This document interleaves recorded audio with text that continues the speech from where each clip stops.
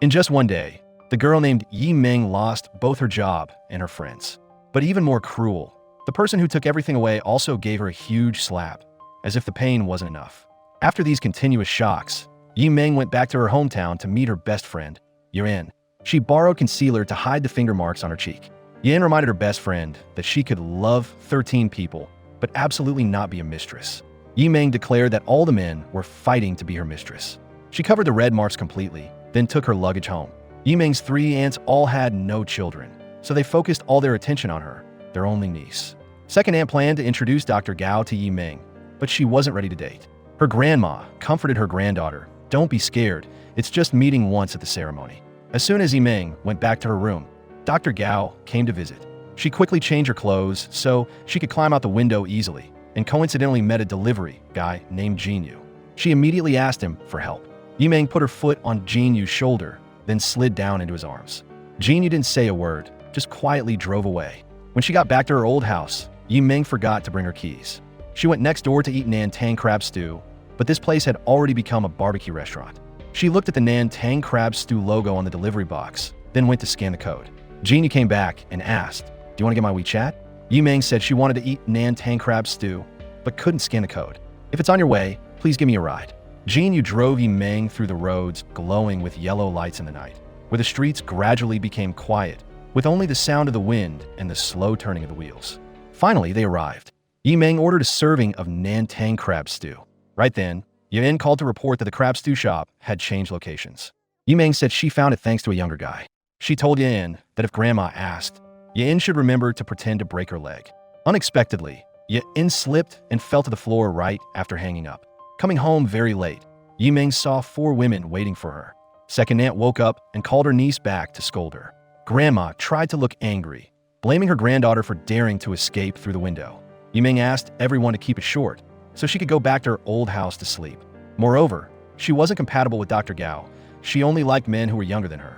She didn't limit her standards, but younger by 1 or 2 years wasn't too little, and younger by 7 or 8 years wasn't too much.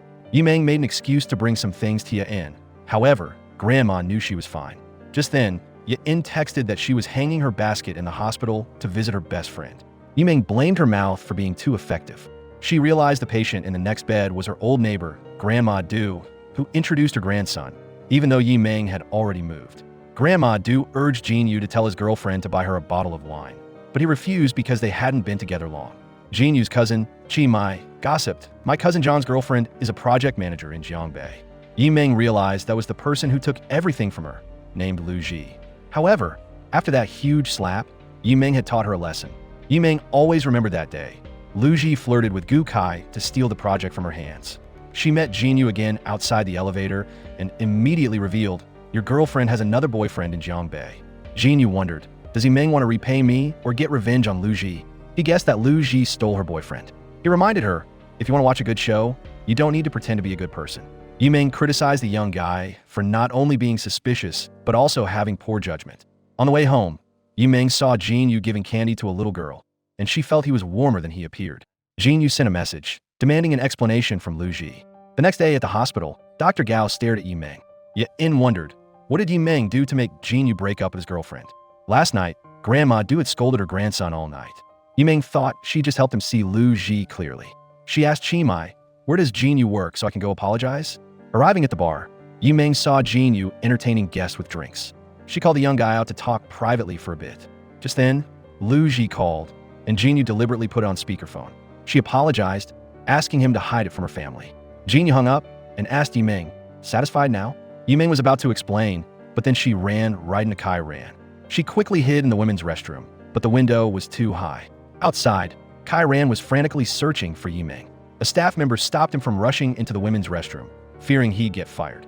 Kai Ran said he was the boss, but the staff member didn't believe him. Inside, Jinyu appeared, making Yi Ming call him older brother. She had no choice but to humor him. Jinyu jumped up and carried her to the window.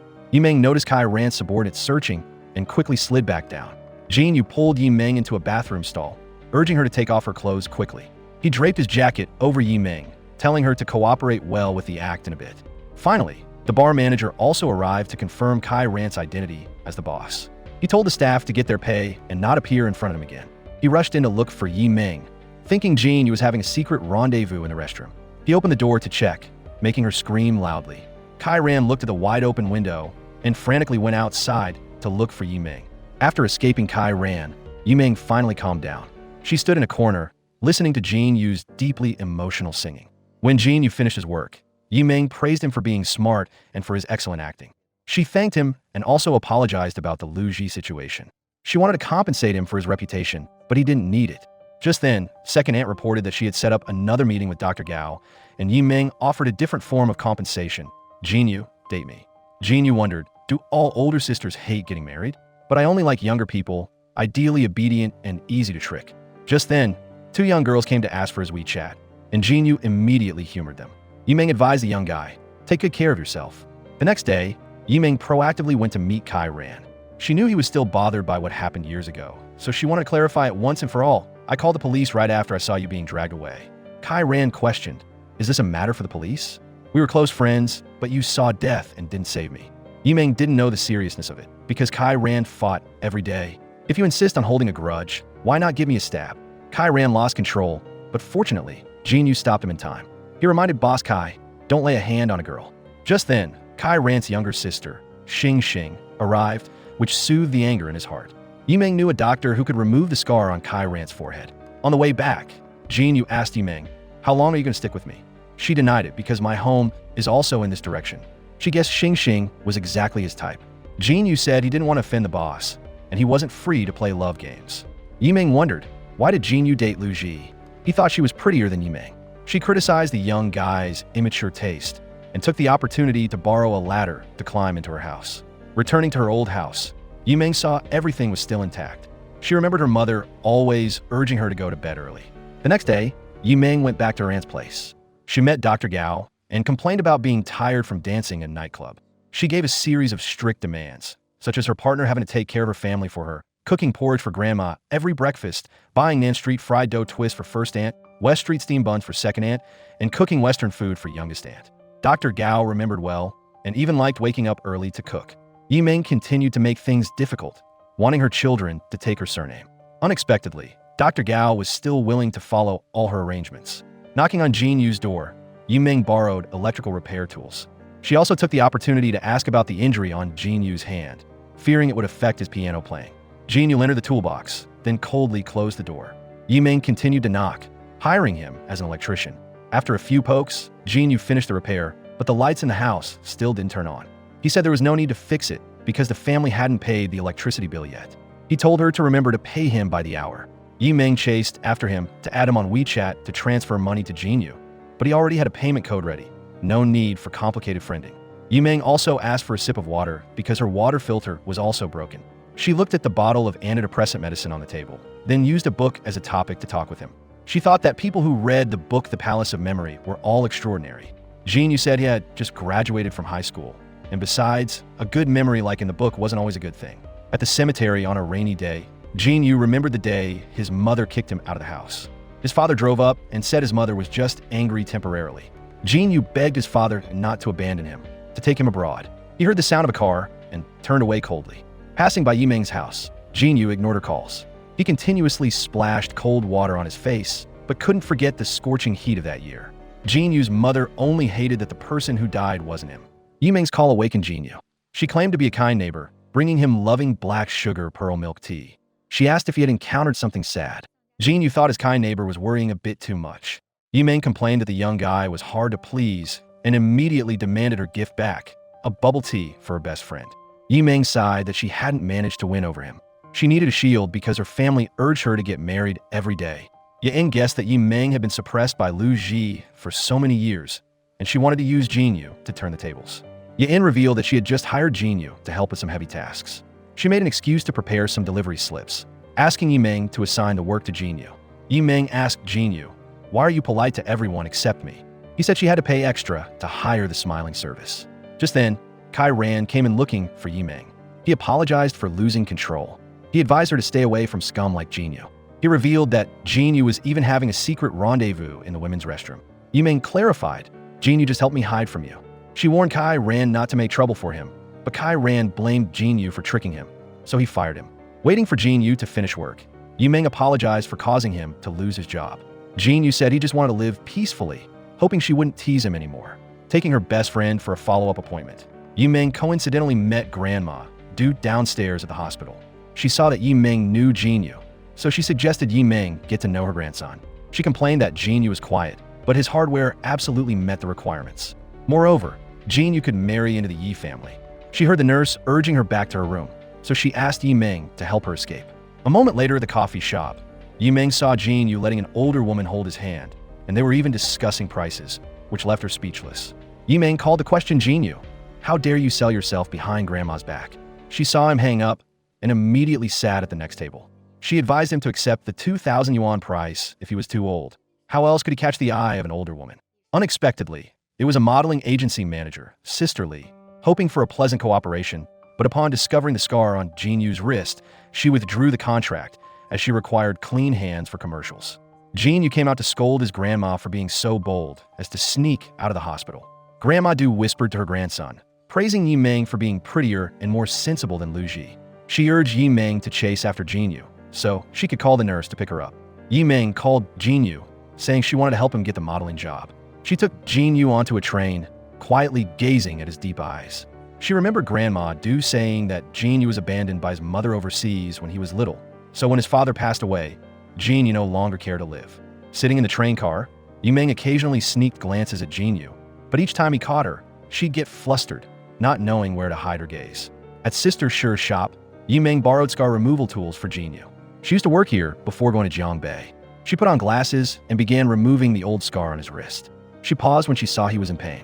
She wondered where the scar came from. His voice suddenly dropped as he said it was from his mother. I love my mother, but she hated me.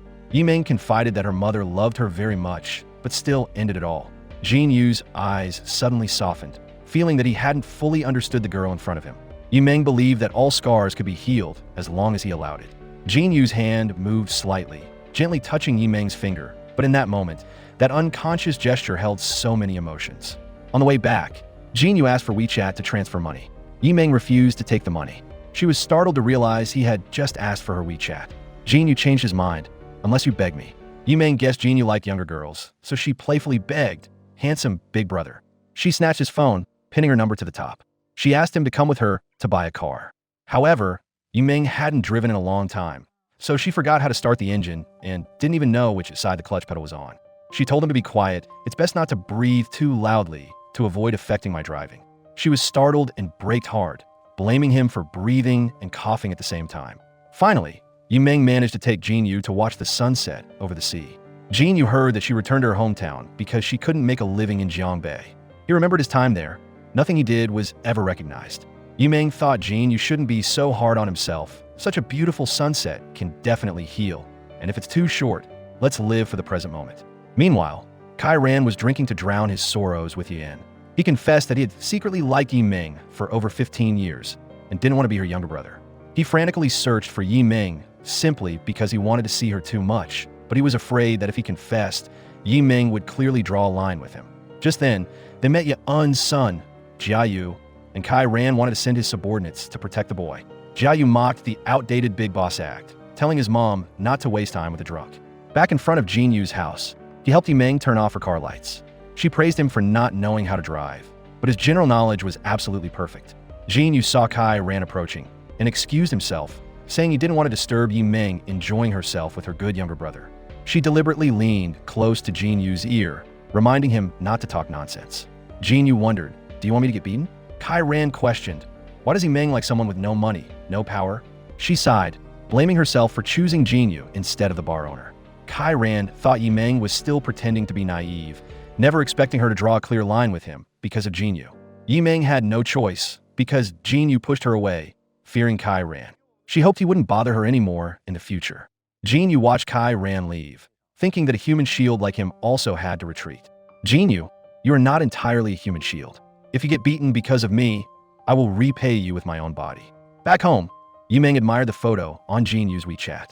Meanwhile, he also couldn't help but scroll through Yimeng's timeline. Her every word and face were seeping into his icy heart. Seeing Jin Yu lost in thought on the balcony, Yimeng announced that she needed to hire a versatile repairman. She hoped teacher Li would consider taking the job tomorrow. She was very rich and could pay him according to his requirements. But while Jin Yu was fixing the water pipe, Yi Ming apologized for hugging him in front of Kai Ran. If he considered it harassment, she was willing to compensate. She offered him a kiss as repayment. Unexpectedly, Grandma came and asked, "Who are you going to kiss?" Yi Ming said Grandma misheard. She was just hiring a plumber. Grandma scolded her granddaughter for ditching Dr. Gao again and again. She knew her granddaughter liked handsome, younger men, but they had to choose someone with education and a stable job. Yi Ming politely sent her grandma away, then ran in to apologize to Jin Yu. Her family was rushing her to get married, so she was afraid they'd jump to conclusions. She saw his expression was a bit annoyed. "Are you perhaps jealous of Dr. Gao? Jin Yu? You not only do repairs, but you also protect a beautiful neighbor like me." Jin Yu agreed to buy surveillance cameras to help his neighbor look after her house. At the camera shop, Yi Ming praised Jin Yu for his knowledge of technology. She offered to buy the repairman a meal, but he asked to charge for overtime. Jin Yu chose to eat noodles to save time. Coincidentally meeting Chi Mai, Yi Ming complained about having to pay to treat someone to a meal. Chi Mai said there was a lantern festival tomorrow, telling his cousin to remember to take Yi Ming to see it. Yi Ming offered to hire teacher Li to work overtime and enjoy the festival with her. He refused, telling her to eat her noodles quickly. Waiting for Jin Yu at the door, Xing Xing brought her homework to ask him.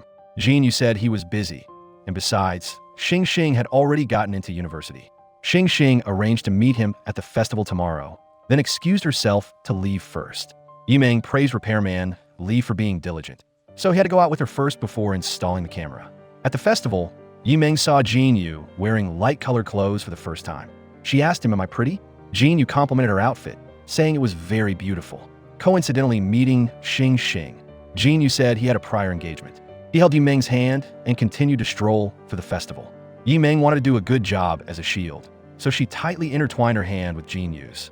Unexpectedly, Chi Mai was selling lanterns nearby, thinking his cousin was publicly dating Yi Ming. She gave her sister-in-law a fish lantern where wishes could be written on it. Yi Ming wished to meet a handsome man who wasn't a playboy and wasn't too clingy. Jin Yu wished all her wishes would come true. Just then, a little girl propositioned Jin Yu to buy flowers for his girlfriend, but he refused, saying this wasn't his girlfriend. Yi Ming wanted to record Jin Yu's habits, the first being that he didn't like buying flowers for girls. She hoped that if she recorded enough, her wishes would come true. "Yi Ming, I'm quite troublesome. I'm afraid you'll lose interest if you keep recording. But Jin Yu, I am very patient." Just as fireworks bloomed across the sky, Yi Ming enjoyed the lively atmosphere, which was completely different from the false prosperity of Jiangbei. Even though she was alone under the overwhelming fireworks, she still felt a little warmth. Early in the morning, Yi Ming was woken up by the sound of drilling. She praised repairman Li for being diligent. He had already installed the camera without needing to be urged. Just then, Lu Ji came looking for Jin Yu, unexpectedly meeting Yi Ming again. She guessed it was Yi Ming who talked about her dating in Jiangbei. Yi Ming criticized Lu Ji for being too bad at two-timing, and besides, her people couldn't be bullied. She told Jin Yu to make his ex-girlfriend compensate for emotional damages. Lu Ji relayed Gu Kai's message, saying he would personally come to pick Yi Ming up and take her back to Jiangbei. Explaining to Jin Yu, Lu Ji affirmed that she had never been with Gu Kai. He liked Yi Ming and wanted to build a company with her, but Yi Ming misunderstood that Lu Ji flirted with Gu Kai to steal the new project. Jin Yu thought Lu Ji didn't need to explain because they were just a passing fling. Lu Ji advised Jin Yu not to get involved with Yi Ming because she wouldn't stay in Ningyu. Moreover, the Yi family required their children to take the mother's surname, but unexpectedly Jin Yu agreed if the wife's family had better conditions. Lu Ji continued to say that Yi Ming's mother did something foolish right when her daughter was taking her university entrance exam, and Yi Ming's father went abroad from then on, never returning to Ningyu. However, Jin Yu felt it was quite good because he wouldn't have to live with his father-in-law. He reminded Lu Ji, "We're only dealing with both families and have never been interested in each other." Meanwhile, Yi Ming was afraid Lu Ji would speak ill of her to Jin Yu. Yin wondered, is Gu Kai blind? Because Yi Ming is less skilled at schemes, but her beauty far surpasses Lu Ji's. Yi Ming thought Gu Kai didn't like her at all. He just wanted the whole world to revolve around him. Yi Ming refused to drink alcohol while entertaining guests, so he used Lu Ji to provoke her. Yi Ming checked the camera and saw Lu Ji's car still parked in front of her house. Yin helped her best friend call to check on Jin Yu, and she surprisingly said bluntly, "Yi Ming is afraid that the neighbor's younger brother is being entangled by a female demon, so she asked me to check." Jin Yu walked around the house once, then asked, "Is the neighbor's sister satisfied?" Yi Ming quickly made the excuse that Yun's son asked Jin Yu to solve an Olympic math problem. Yin noticed Yi Ming was staring at Jin Yu distractedly through the phone. At an old classmate's wedding, Yi Ming wore the same dress as Lu Ji. A classmate remembered that only 2 people in their class weren't married yet. Lu Ji was busy building her career in Jiangbei, and Yimeng went back to her hometown to fool around. Yimeng thought finding a husband like him was worse than raising a dog. Lu Ji boasted that her boyfriend would arrive soon to meet their friends. She called a hired Jinyu to sing at the wedding. He was about to refuse but heard Lu Ji greeting Dr. Gao. At the party, Yimeng drank alone to drown her sorrows. She didn't expect Jinyu to come as Lu Ji said he would. He put his jacket around her and invited her outside for some fresh air. Walking on the beach sand, Yimeng said the class reunion was very boring, and friends were gradually drifting apart with no common topics anymore. She wondered, "Did you come for me?" He said, "I'm working overtime, and you abandoned your blind date to follow me." Yimeng remembered Jinyu's ex-girlfriend was also there. Just then, an unknown number called. Surprisingly, it was Jinyu's mother. She said she was very sick, hoping he would make a trip to Jiangbei. Yimeng probed about his mother's call. Jinyu advised her not to worry about other people's business anymore. He knew she was just teasing him, but he didn't need to be saved. Yimeng invited Jinyu, "If you want to play, come to my room." Passing the bar, Yimeng ordered a drink. Jinyu wondered, "Do you drink to be braver?" Yimeng corrected him, "I'm just creating some atmosphere." Jinyu immediately ordered the most special drink, dubbed soul-losing wine.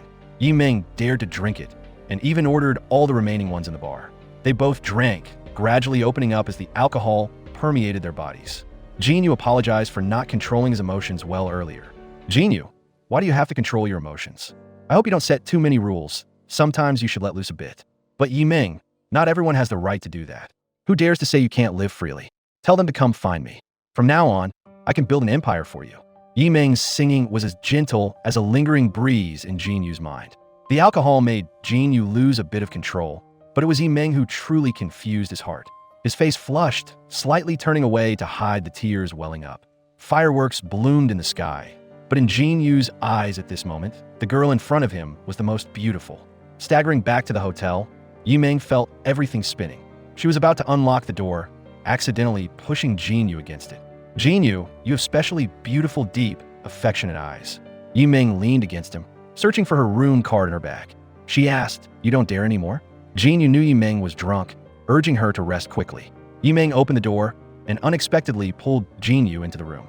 He carried her to the bed, slowly approached, but Yimeng hesitated, rolled up in the blanket, and fell asleep first. Just then, Uncle Yang came looking for Yimeng. He said she asked him to give advice to a friend. Jinyu wondered how the two of them knew each other. Uncle Yang remembered coming to Ningyu years ago to offer free psychological counseling.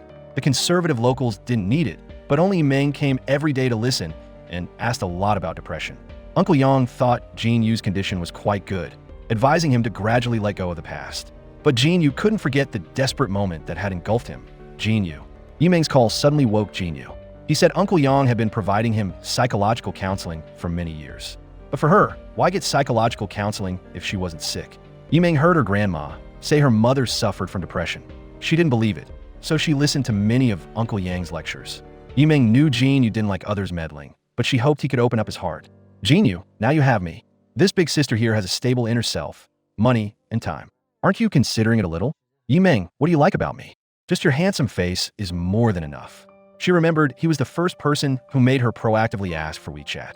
"You'd better not provoke me, because once I like someone, I'll never change." She regretted calling Uncle Yang to come. Otherwise, she would have directly taken him down. Jinyu thought there was still plenty of time now. Jinyu turned off the light, wishing Yimeng a good night. He went outside, unexpectedly meeting Lu Ji. She wondered if they were together now. Jinyu knew Lu Ji didn't like him. She just wanted to provoke Yimeng. Lu Ji hated that Yimeng had attracted all the attention since childhood. Teachers, friends, and even Lu Ji's parents constantly praised her. Lu Ji advised Jinyu to love Yimeng and definitely not let her return to Jiangbei. After hearing Yimeng recount last night's events, Yin didn't believe that a man and woman, drunk, still didn't cross the line. She asked her best friend, "Does playing around turn into something real?" Just then, the first snow of the season fell outside. Yimeng didn't know if she truly liked Jinyu, but as soon as she saw the snow falling, she immediately worried that Jinyu didn't have an umbrella and might fall on the slippery road. Yin secretly recorded Yimeng's mood video to send to Jinyu. He smiled, feeling that this year's snow wasn't too cold. The next day, Yimeng prepared to throw a surprise birthday party for Jinyu, but at that moment, he went to Jiangbei to visit his mother, Ling Bai. She knew she had sinned against Jinyu. She said that for half a year in the hospital, she often dreamed of that stormy night, with Jinyu outside the door begging his mother not to kick him out. Jinyu directly asked his mother if she wanted him to donate bone marrow. She needed him to stay at the hospital for a few days for testing. Meanwhile, Yi Ming heard Chi Mai say Jin Yu went to Jiangbei, and Jin Yu's mother was seriously ill and made him go for a bone marrow donation. Chi Mai guessed his cousin still hoped his mother would remember his birthday. Yi Ming felt a pang of sadness. Jin Yu was lonely in the hospital. When he was half-conscious entering the operating room, Jin Yu caught his mother's cold gaze. Jin Yu dreamed of the moment he discovered he wasn't his father's biological son. When he was lonely on the operating table, his mother only worried about her youngest son, Zhu Feng. Arriving in Jiangbei to find Jin Yu, Yi Ming saw him alone and weak on the hospital bed. Jin Yu couldn't even manage to cry out in pain. Yi Ming's heart suddenly clenched, aching for Jin Yu's pale face. He opened his eyes and saw her, the girl who slowly warmed his heart. When he woke up, Jin Yu thought it was just a dream. He picked up his phone and called, asking Yi Ming if she liked Jiangbei tofu pudding. She refused because she wanted to eat it with him. But Jin Yu pretended to be busy and unavailable to meet Yi Ming. She knew he didn't like anyone seeing his weak side. His mother came to visit Jin Yu. Ling Bai asked if her son wasn't resting more. Jin Yu didn't need his mother to act anymore because he knew she wasn't the patient. Jin Yu didn't need money, and he didn't care who his mother used the bone marrow for. Even though he was cold outwardly, he genuinely longed for his mother's love. Yi Ming was perhaps the compensation fate had given Jin Yu. She blamed him for secretly going to Jiangbei, which made her have to go to the train station to intercept him. He offered to make amends with the famous tofu pudding. She smiled and welcomed him home, inviting Jin Yu in for a drink. Yi Ming urged him to open the box on the table. Jin Yu, happy birthday. Yi Ming had originally prepared a grand party, but Jin Yu secretly ran off to Jiangbei, so all that was left was this smiley face cake. She also found him some new goldfish friends. Yi Ming lit the candles, quickly covering Jin Yu's mouth so she could make a wish first. Their eyes unexpectedly met, as if wanting to lock onto each other. Jin Yu made a wish as Yi Ming said, then blew out the candles. He saw the flight ticket information sent to Yi Ming's phone and asked if she came to Jiangbei to find him. Yi Ming heard Jin Yu didn't want to see her and had to return with a broken heart. Yi Ming, do you still want to be with me? Jin Yu, are you asking this because you like me or because you're temporarily moved? I only stay with someone who truly loves me, so take your time to think. Back home, Jin Yu enjoyed the cake while looking at his new fish. He never expected the sweet taste of the cake could make him so happy. He went to the hospital to visit his grandma. Jin Yu said his mother wasn't the patient. Grandma Du's biological grandson, Zhu Feng, was the one who needed a bone marrow transplant. Grandma Du cared about no one but Jin Yu. She reminded him that whether he wanted to or not, he had to be her grandson. She noticed a gray hair and asked if he was bullied when he went to Jiangbei. Jin Yu confided that Yi Ming had come to find him. Grandma Du urged her grandson to quickly hold onto a good girl and not let her beauty decline. Returning to knock on Yi Ming's door, Jin Yu styled his appearance for the first time. Jin Yu made the excuse of finishing the water pipe repair, but unexpectedly, she had hired a repairman to finish it while he was in Jiangbei. But she wanted to hire someone to help her clean the garden. Under the gentle golden sun, Yi Ming played with the gardener. Jin Yu revealed that the spot just had dog poop on it. Yi Ming was afraid of bees and quickly hid behind him. Jin Yu, emboldened, teased Yi Ming even more. She cursed him for talking nonsense about dog poop and insects. Just then, a delivery person from Jiangbei arrived, and Yi Ming asked Jin Yu to quickly help her carry it in. He saw a gift box, telling her to open it herself. Yi Ming guessed it was a team building camera sent by her old boss. Jin Yu wondered if there were only 2 people on the team building. He thought her old boss wanted to rekindle their romance with her. Yi Ming reminded Jin Yu that he should only be jealous of others when he becomes her boyfriend.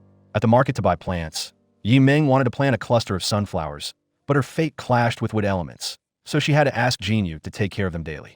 She was startled to see someone wearing a ring identical to her mother's and immediately sped after them. However, the road was too crowded, so she quickly lost sight of them. Not going home, Yi Ming apologized for leaving Jin Yu behind. He asked about what happened earlier, but she didn't answer.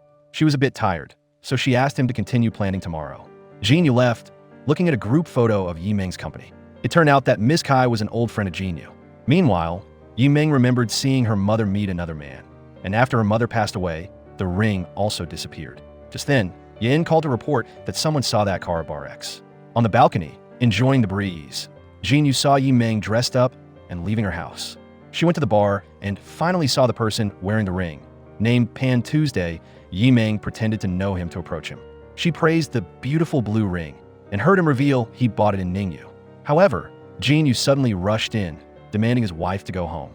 He criticized her for being married and still not doing honest business. But the door that's easy to open isn't easy to leave.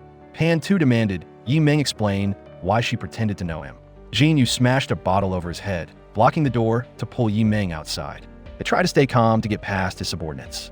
Jin Yu led Yi Ming through the emergency stairs, running swiftly into a hidden corner. Yi Ming gasped, asking if Jin Yu cared who she met. He told her to get home safely first, then talk. But the enemies were too many, cornering them. When Jin Yu pulled Yi Ming behind him, he fought off the whole group alone. Kai Ran suddenly flung the door open, demanding to know who dared to make a move. It turned out Jin Yu had called Kai Ran before coming to the bar. Pan Tu asked Kai Ran what gang he belonged to, but unexpectedly he called the police. After everything was settled, Officer Chun said they confirmed Pan Tu bought the ring online. He didn't meet the seller, only remembering the surname was Wang. At a late-night diner, Kai Ran watched Yi Ming take care of Jin Yu with a heavy heart. He urged Yi Ming to quickly taste the tofu dish from their childhood, but unexpectedly, she offered the chopsticks to Jin Yu. He clarified that without him, two people wouldn't even have teeth to chew tofu. Yi Ming thanked Kai Ran, but hoped he wouldn't investigate this matter anymore. Kai Ran got angry because he wasn't as important as a newly met Jin Yu. Yi Ming once wrote the phrase, "Don't let anyone bully Kai Ran," and she even risked her life to protect him, dropping her student ID card. That time, without her, he would surely have been beaten to disability. August 10th was a day he'd remember for life. Yi Ming clarified that the person who saved Kai Ran was Yin.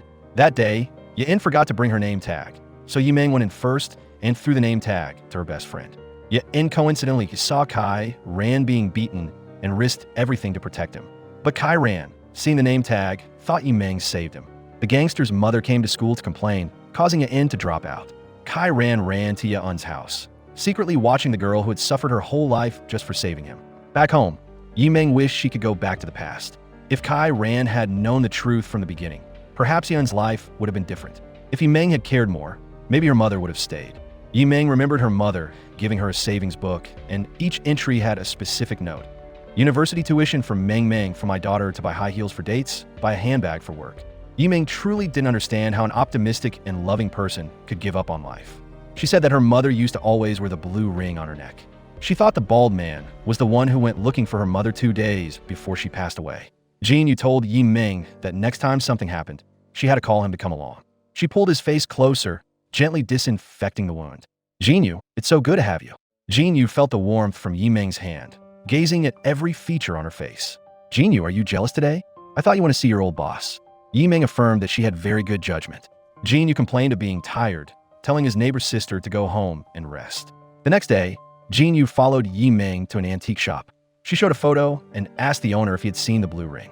The owner remembered a middle-aged man asking him to appraise a similar ring a few years ago. He was from Jiangbei on a business trip, not originally from Ningyu. Yi Ming wanted to ask her friend in Jiangbei about the man who sold the ring. Jin Yu wondered if she was going to ask her old boss. He heard she also had a kind colleague and complimented her on having a rich city life. Hey Jin Yu, are you jealous? Yi Ming sighed that the mating season was coming. Even her dog Ping and went out to find a girlfriend. Jin Yu thought Ping and left home to work. Yi Ming wanted to make a bet by attaching a dash cam to Ping N's neck. If Jin Yu lost, he'd have to admit he was jealous. At the gate, pasting New Year couplets, Yi Ming discovered Jin Yu hid the key under a potted plant. She urged him to help her paste the couplets to add a New Year atmosphere to both houses. Just then, Grandma Du called to say Jin Yu didn't need to visit her anymore. She felt sorry for her grandson being alone, so she arranged for Jin Yu to spend the new year with Yi Ming. She said she had received a large red envelope, so she had to escort him to her house. Grandma brought a friend home for the first time. Yi Ming said Jin Yu's house was empty, so she invited him over to celebrate the new year. The aunts asked what level of friend Jin Yu was. Yi Ming reminded everyone to hold back so they wouldn't scare him away. Grandma welcomed Jin Yu in, praising him for being tall and handsome. Second aunt's expression changed when she heard Jin Yu didn't have a stable job, but once Yi Ming introduced Jin Yu as Grandma Du's grandson, second aunt immediately became cordial again. During the New Year's Eve dinner, Jin Yu saw Yi Ming's family was very lively. Everyone served food to each other and gave out red envelopes to the younger generation. Seeing Jin Yu off, Yi Ming said her family loved beauty, so they were a bit excited around him. Jin Yu understood why Yi Ming was always so confident and positive. She invited him to set off fireworks with her after visiting his grandma. Jin Yu, Happy New Year. Just as the fireworks bloomed, Jin Yu silently apologized to Yi Ming. He knew he didn't deserve to be in such a warm home. Back at the hospital to visit his grandma, Jin Yu quietly watched the brilliant fireworks outside the window. Jin Yu recalled the conversations. Second aunt criticized him for being unstable, while first aunt thought his mind was too heavy not suitable for the pure Yiming. Jin Yu weakly hugged his grandma, tears falling. Meanwhile, Kai Ran came to give gifts to Yin and her son. Jia Yu asked if his mom owed money, so a gangster came to collect debts. Yun introduced Kai Ran as her friend, who gave him a big red envelope. Kai Ran also bought a large toy gun, promising to cover all of Jia Yu's toys until he was 18, but the boy refused, saying it wasn't easy for anyone to earn money. Jia Yu gave him a book in return, hoping it would broaden his mind. Looking at the small fish, Jin Yu again thought of Yiming. Just then, she called to ask if he had arrived home. Jin Yu remembered Yiming once saying the black fish looked very much like him. He said that originally it was also yellow like the other fish, but it got black spot disease. He found a goldfish had also contracted the disease. Yiming, if you encounter a sick fish, it's best to stay away from it, because it will only drag you into darkness. The guy standing next to you shouldn't be someone like me. Yiming had to set off fireworks alone, but from a corner of the sky, Jin Yu secretly watched with her. She called to question him. Why can't you be brave just once? Jin Yu, I've walked 99 steps. Only your one step is missing. Do you believe I truly don't need you anymore? Jin Yu hung up, unable to hold back his tears. The next day, visiting his grandma, Jin Yu heard Dr. Gao was on a date at the night market. The nurse revealed the person was a relative of a previous patient. Dr. Gao clarified that he just asked Yiming for a small favor. Grandma Du asked her grandson why he still hadn't seized the opportunity. She praised Jin Yu for being tall and fair-skinned, no less than anyone. When Yiming arrived, Dr. Gao gave her a bouquet of flowers as thanks for helping his granddaughter. Outside, Jin Yu stared at them, and Kai Ran followed. Jin Yu thought Yiming didn't need him anymore, and she even brought her best friend to check him out. Dr. Gao was showing he was about to take another step. Kai Ran remembered that Yiming would relentlessly pursue whoever she liked, but after winning them over, she would run away. Just then, Yiming caught sight of Jin Yu and had to call Kai Ran in to eat. Yin said that earlier in the car, Yiming praised Dr. Gao for being gentle and having stable income. Dr. Gao had also heard Yin say that Yiming only liked younger men. Yiming admitted that was true before the new year, but now she had returned to reality. Dr. Gao thought younger guys were too playful, not suitable for long-term development. Jin Yu told Kai Ran to quickly retort, not to let the next table badmouth them. Kai Ran slammed the table, asserting that all older sisters liked young, vibrant men. Being older didn't mean a stable mindset, especially men who wore glasses often had bad intentions. Dr. Gao concluded that Yiming deserved someone educated, who could see a future together. Jin Yu thought education didn't represent culture, and having good family upbringing didn't represent having a future. Yiming spoke up, asking everyone to stop messing around. On their way out, Yin coincidentally met her ex-husband, Chunji. He boasted about his new car and that he bought a scholarship fund for their son. He advised Yiming to find someone stable to love. Jin Yu sneaked out the back way to throw eggs at Chunji's car. I even thoughtfully sent extra money for car repairs. At the bar, Yiming paid for Jin Yu to wash his car. She knew he liked to be square, so she didn't short him a single penny. Chimai reminded his cousin that if he didn't take the initiative, he'd definitely end up being a groomsman for someone else. Brother Jin Yu went on stage, dedicating a special song to someone important. She once sang when she was drunk and said many things to him, but Jin Yu didn't know if she still remembered now. As he began to sing, he timidly directed his gaze towards Yiming. He didn't dare to be with her, but the moments they shared couldn't be erased. Yin was certain that Jin Yu absolutely liked her. However, Yiming was too tired and didn't want to pursue it anymore. Early in the morning, Jin Yu met Yiming again at a roadside stall. He heard her making plans with someone to go watch the sunset by the sea. Back home, Jin Yu saw Chimai taking fish outside. She said that last night, Yiming asked her to regularly change the water and sun the fish. She said the goldfish had black spot disease due to water quality and lack of sunlight. Jin Yu quickly ran to the beach, but couldn't find Yiming. Fear, like a surging wave, rose in Jin Yu's heart. He was afraid she wouldn't need him, afraid she would return to reality. Jin Yu, are you looking for me? Yiming, you're back, so why are you still here? Are you afraid I'll overthink things and jump into the sea? Do you still need me? Yiming pulled her hand back, but Jin Yu didn't give her a chance to turn away anymore. He unexpectedly touched her lips, a kiss filled with intense love like waves surging in the open sea. Yiming quietly walked away, making Jin Yu ride the bicycle next to her. He pedaled frantically until his legs ached, asking her to slow down a bit. She criticized him for having low stamina. How can you pursue an older sister?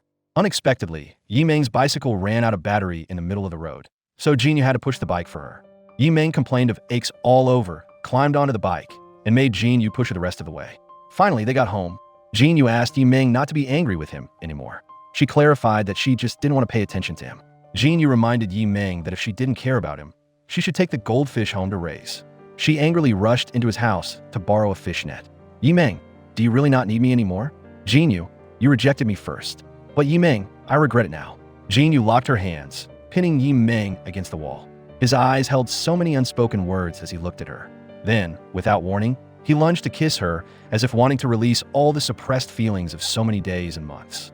The kiss was like a fire erupting after a fierce storm, wild and unstoppable. Yi Ming pulled Jinyu onto the bed, asking if he was being proactive because of Dr. Gao. Jinyu thought he had little time, while he himself had no fixed job, so he was always available. He thanked her for hiring Chi Mai to change the fish's water. I always thought of myself as trash, not wanting to ruin you. Jinyu still couldn't act freely, because becoming ugly wouldn't be attractive to Yi Ming. Jinyu moved closer, but she told him to close his eyes and feel the magnolias blooming. Her hot lips touched him. She locked his breath, imprisoned his reason, not giving him a chance to turn back. Early in the morning, Yi Ming brought water for the gardener. She asked if she was so beautiful, yet he dared to plant flowers all day. She heard him say the flowers were prettier and immediately wanted to pull them all out and discard them. She wondered when he started liking her. Jinyu was flustered and wanted to go home to shower. He remembered the door was broken, telling her not to peek.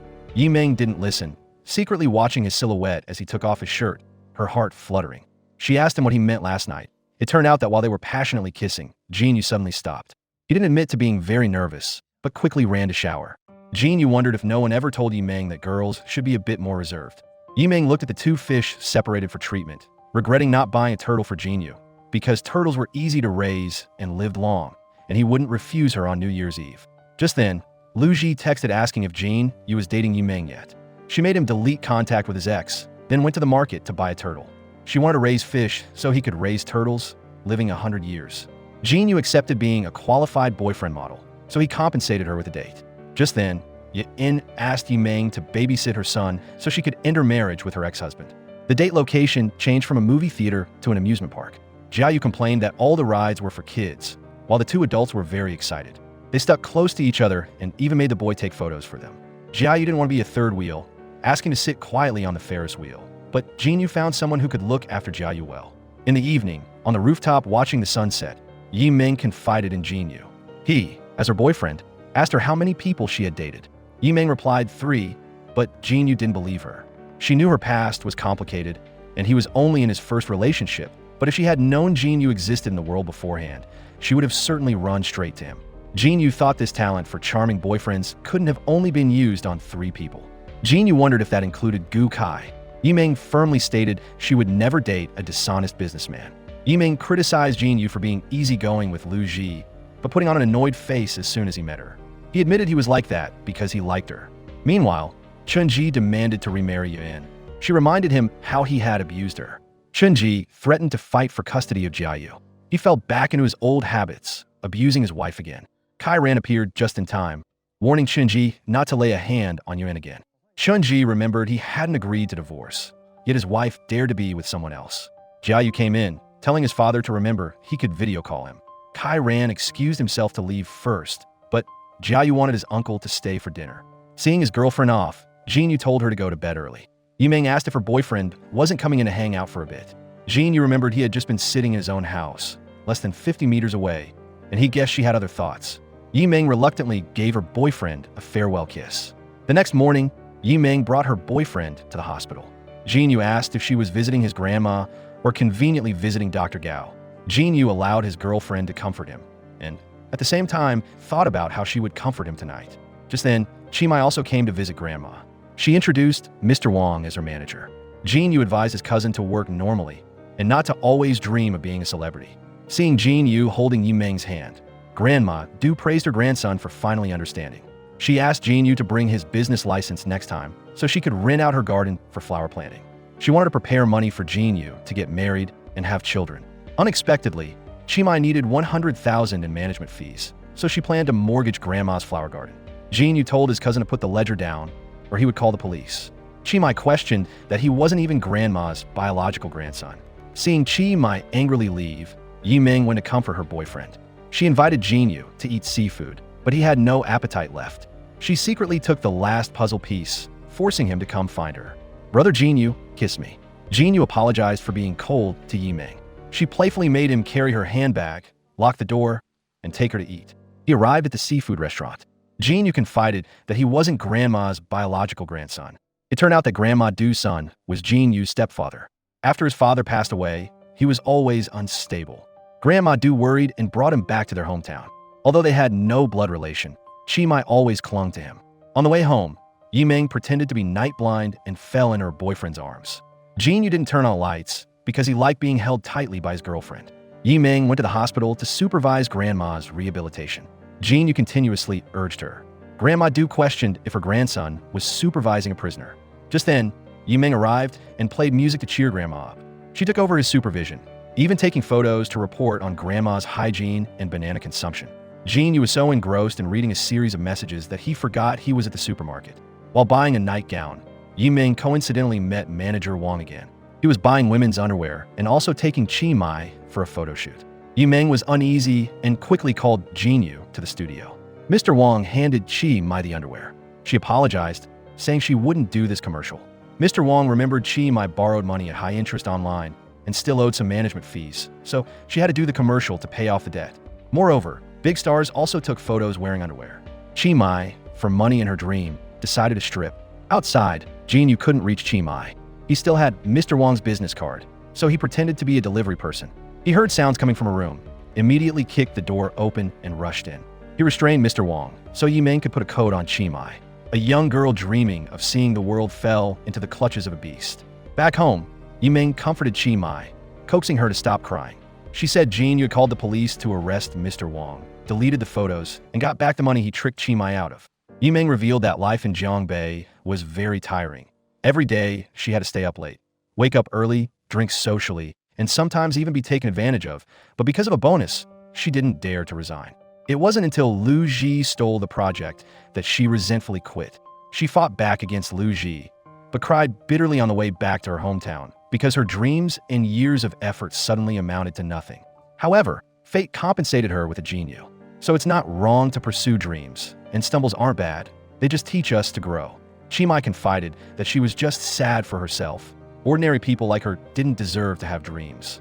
Jin-yu felt sorry for his cousin, so he called a friend to find a good music school. He waited for his girlfriend to come to Jin-yu's house to thank Yi-ming. She demanded to come by, making him solve a secret code. Jin-yu translated girlfriend, just bought a bag, but he knew the last word was underwear. He pinned her against the table, admitting he had noticed since the afternoon. He wasn't in a hurry, fearing she would eat everything and then run away. He slowly moved closer, and it was her turn to break suddenly midway. It turned out Yi-ming was on her period. Her eyes were full of regret because Jin-yu finally sacrificed himself. She snuggled into his arms, demanding a sweet kiss as compensation. Went to see Chi-mai.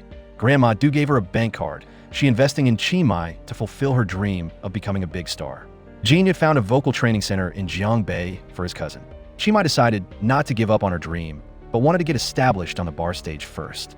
Kai-ran agreed to promote her from receptionist to lead singer.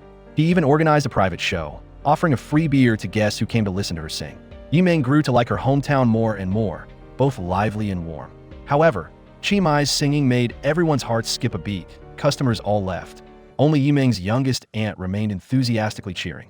Early in the morning, Yi-ming threw flowers to call her boyfriend over for a photo shoot. She moved around for him to take spontaneous shots, but the results left Yi-ming speechless. She never expected that in her boyfriend's eyes, she had a big head and a tiny body. She taught him to point the phone upwards to make her legs look longer. That's a travel skill every guy should learn. She asked the versatile handyman to help her renovate the garden, and he demanded payment. Just then, friends came to have a barbecue party. Kai-ran actively grilled for Ye-un, but Jin-yu only served his girlfriend. Ye-in, on behalf of the female side of the family, asked Jin-yu where he registered his social insurance. He said his job wasn't fixed, so he didn't have insurance yet. Ye-in advised Jin-yu to think about the future. He couldn't make Yi-ming live on thin air with him. Seeing their friends off, Yi-ming told Jin-yu not to mind Ye-in's words because she liked simple days and hoped he could do what he liked. Jin-yu tenderly kissed his girlfriend's forehead in the twilight. Back home, Jin-yu taught his girlfriend how to play guitar. Yi-ming took a photo of his hand to post on her timeline. The slow strumming of the guitar blended with the soft breaths of the quiet evening. The two were peaceful, as if learning to touch each other's souls through the notes. Just then, Gukai called, but Yi-ming hung up. She coaxed her boyfriend not to be angry, then made him hug her before continuing to learn. Asking her boyfriend to visit Grandma at the hospital, Yi Ming gave him a spare key. She wanted him to look after the house in case she had to go to Jiangbei for work. Jinyu secretly worried she would leave him. At the hospital, Yi Ming told Jinyu to peel an orange for her while she went out to get flowers. She thought it was a delivery person calling, but it turned out Gu Kai had changed his contact number. He saw the photo on her timeline and came back to Ningyu. However, that very night, Yi Ming hung up the phone and listened as Grandma Du urged Jinyu to buy a house and get married, but he thought it wasn't necessary as things were still a bit early. Because Yi Ming only came to Ningyu for a rest, he didn't want to become a burden tying her down here. Grandma Du advised her grandson to talk to Yi Ming, not to let her misunderstand him. Arriving at the bar for work, Jinyu saw Kai Ran restless. He said that during Chi Mai's performance, Yin held his hand and cheered. He didn't know if it was her or the music that made his heart pound. Kai Ran really wanted to confirm his feelings for Yun, but he didn't dare. He asked Jinyu to come along to get his triple overtime pay. Meanwhile, Yin went out to take out the trash and saw Yi Ming sitting with Gu Kai. Unexpectedly, Jinyu was standing nearby.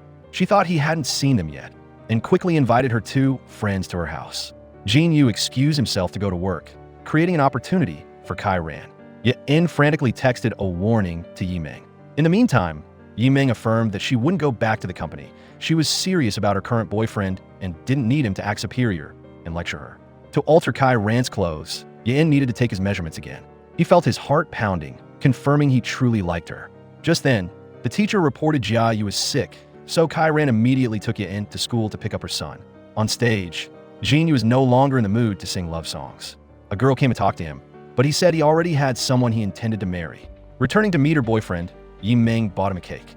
Yi Ming looked at the accounting book on the table, asking Jinyu if he planned to take a professional exam. Jinyu, did you look for a stable job because of me? Jinyu remembered Yi Ming only came to Ningyu for a rest. I remember every word you said, so don't make promises you can't keep just to make me happy. Just then, Gu Kai reported he found information about the person who sold the blue ring.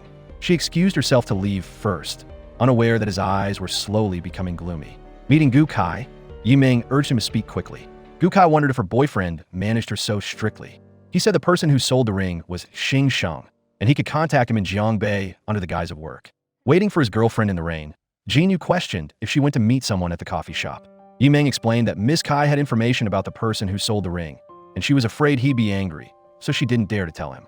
Jinyu, I have to go to Jiangbei for a trip. Yi Ming promised that she would come back after investigating her mother's death thoroughly. Jinyu asked if she wouldn't return to Ningyu if she couldn't find the seller. He guessed Gu Kai wouldn't easily let her leave Jiangbei again. Jinyu, do I have to give up investigating my mother's death for a relationship that doesn't need to last long? Jin, you realized Yi Ming hadn't heard all of what he said to his grandma. He explained that he was afraid Yi Ming didn't intend to stay in Ningyu, so he didn't want to mess up her future plans. Jinyu, you don't want to mess it up, or is it unnecessary? From the beginning, I've always revolved around you, while you can retreat anytime. At the hospital, Chun-ji advised his wife to reconcile because only he could give Jia Yu a complete family. Kai Ran came in to give Jia Yu's test results. Chun-ji reminded Kai Ran not to visit his wife and child all the time. Yin cut him off, urging Kai Ran to go home and rest. Early in the morning, Yi Ming was already drinking to drown her sorrows with her best friend. She blamed Jinyu for still not sending a single message. She asked Yin to tell him that she was completely drunk. Meanwhile, Jinyu was staring intently at his phone. Kai Ran wondered if the two words "I'm sorry" were so hard to write. Jinyu thought Kai Ran didn't dare to confess but still criticized him. Just then, Yin called Jinyu to pick up a drunk Yi Ming. He ran everywhere looking for his girlfriend. Jinyu saw Yi Ming sitting in front of the gate. He approached and carried her into the house. She asked him why he was heartless enough not to contact her, yet pretended to care. He apologized for his harsh words. Brother Jinyu, can you comfort me a little? Jinyu hugged Yi Ming. Hearing her say she would go to Jiangbei tomorrow, she didn't want to argue before having to be away from him for a while. Jinyu was silent, only telling Yi Ming to go to bed early. Waiting for his grandson to return, Grandma Du scolded Jinyu for being sullen. If he was afraid Yi Ming wouldn't return, he should speak directly or follow her. Jinyu regretted for the first time not persevering to graduate from college. He felt he needed a stable job before he dared to promise a future to Yi Ming. Grandma Du criticized her grandson for thinking he was always right and not bothering to ask for the other person's thoughts. Early in the morning, Yi Ming was preparing to go to Jiangbei and unexpectedly picked up the camera attached to the dog Ping'an. She sat in the car watching the videos on it. She discovered that Ping and had accidentally recorded its owner on New Year's Eve. Jinyu, I really hate this world, but after you appeared, I felt that I wasn't as bad as I imagined. When I came to your house to celebrate the new year, I realized I was still rejecting everyone, only pulling you into my world. However, you shouldn't be in a dark place. From the beginning, I was afraid of you walking towards me because I knew I would definitely love you without exception. Yiming knew Jin Yu was quiet, but she didn't expect him to secretly give so much more. She put everything behind her and went back to see Jin Yu renovating the garden as he promised. Jin Yu guessed Yiming would return in half a month, so he planted flowers so she could admire her dream garden. If she was happy, she would also stop being angry with him.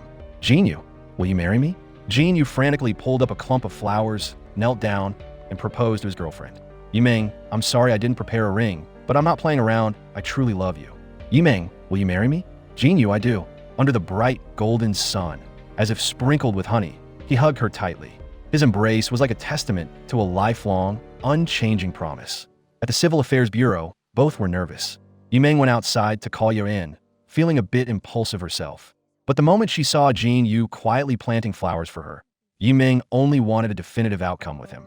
She didn't expect Jin Yu to be standing right behind her. He walked closer and pulled her into his arms. Yiming, don't be scared, I'm here. When it was their turn to register, Jin Yu and Yiming read their vows to share joys and sorrows together. The stamp came down, officially recognizing them as husband and wife. Yiming praised Jin Yu for looking very well behaved in the photo, not like the playboy he seemed at first. Jin Yu compared his wife to a queen of the sea, who managed to reel in a naive young man in just a few days. She thought she hadn't completely conquered him yet because there was one thing left to do: declare it to the 4 Yi women. Grandma scolded her 2 grandchildren for making such a hasty decision about marriage. Yiming, before her 3 aunts could react, pulled her husband away, but Jin Yu wanted to officially introduce himself, so he turned back to explain to his wife's side of the family. Unexpectedly, they were already raising their glasses in celebration. Jin Yu asked to interrupt, promising to take good care of Yiming, and that their children could take the Yi surname if his wife liked. Grandma told her children to continue beating the gongs and celebrating. Waiting for her husband to finish showering, Yiming announced she would go to Jiangbei tomorrow. She told him that in their married life, he shouldn't sulk and live day by day. She whispered, "Are you still shy? Have you only been thinking about that from the beginning?" Yiming clarified that she liked him first, which made it convenient to possess him. Jin Yu tightly sealed his wife's lips, and they shared a passionate wedding night. On the way to the airport, Yiming lingered on the kiss from last night. Yiming, I'll give you 1 month. If you don't come back, I won't wait for you anymore. Can't you live without me? Jin Yu, wait for me to come back. Arriving in Jiangbei early in the morning, Yiming met her good colleague, Ming Shi. She told him to call her husband to wake up for breakfast once she arrived safely. Ming, she remembered Yiming had only posted a picture of his hand a few days ago, and now she's already registered her marriage? But meanwhile, Jin Yu didn't dare to text and ask questions because a husband and wife must trust each other. At the company, Yiming met old colleagues who complained that their workload had doubled since she left. Miss Kai welcomed Yiming back, but she quickly pushed him away. Yiming looked at Xing Sheng's photo. It was indeed the man who came to see her mother. Miss Kai tried to force Yiming to come back to work, but she had no intention of staying in Jiangbei. Down in Ningyu, Jin Yu looked at a photo on Miss Kai's WeChat. Kai Ran admitted Jin Yu was more handsome than Yiming's old boss, but his family background and finances were not as good. Just then, Lu Ji came to introduce a group of business clients to Kai Ran. He wanted to mix drinks to thank her. Kai Ran took the opportunity to take a few photos to provoke Yiming with Jin Yu. Sure enough, she was jealous and no longer in the mood to eat with her old friends. Miss Kai wondered why Yiming's boyfriend was so petty. She clarified that she was afraid her husband would be jealous, and she had already registered her marriage. She would send invitations when they held the ceremony.